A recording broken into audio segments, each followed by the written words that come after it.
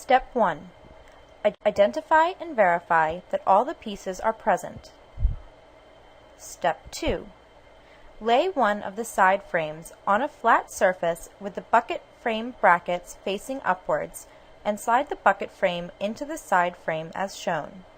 The rear of the bucket frame is the side that has two plastic tabs riveted to the cross member. These tabs must face up. Push in both locking buttons at the same time and continue to slide the bucket frame into the side frame until it locks in place. Step 3. Slide the bucket frame brackets of the other side frame on the bucket frame. Push in both locking buttons at the same time and continue to slide the bucket frame into the side frame until it locks in place. Step 4. Stand the commode on the legs and insert the backrest into the backrest brackets. The bend in the backrest should be facing to the rear of the commode. Push the two locking buttons in at the same time. Slide the backrest down until it locks into place. Step 5.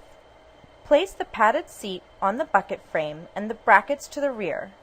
The brackets must be placed between the two riveted plastic tabs.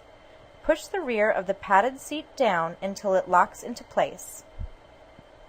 Step 6. Adjust each leg to the desired height by pushing in the locking pin and sliding the leg. When the leg is at the desired height, make sure the locking pin is engaged into a height adjustment hole. Step 7. Swing the seat up to be able to install the bucket or splash guard. Step 8. Place the bucket in the bucket frame of the commode.